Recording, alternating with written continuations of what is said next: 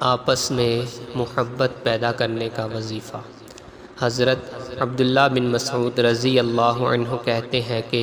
آپ صلی اللہ علیہ وسلم ہمیں چند کلمات سکھاتے تھے، اور انہیں اس طرح نہیں سکھاتے تھے جیسے تشہد سکھاتے تھے، اور وہ یہ ہیں: اللہم الف بین قلوبنا وَأَصْلِحْ ذَاتَ بَيْنِنَا وَاهْدِنَا سُبُلَ السَّلَامِ وَنَجِّنَا مِنَ الظُّلُمَاتِ إِلَى النُّورِ وَجَنِّبْنَا الْفَوَاحِشَ مَا ظَهَرَ مِنْهَا وَمَا بَطَنَ وَبَارِكْ لَنَا فی اسماعنا وابصارنا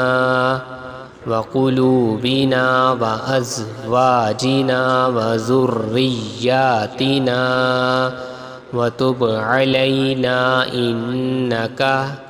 انت التواب الرحیم واجعلنا شاکرین لنعمتک مثنین بها قابلیها وَأَتِمَّهَا عَلَيْنَا۔ اے اللہ، تو ہمارے دلوں میں الفت اور محبت پیدا کر دے، اور ہماری حالتوں کو درست فرما دے، اور راہ سلامتی کی جانب ہماری رہنمائی کر دے،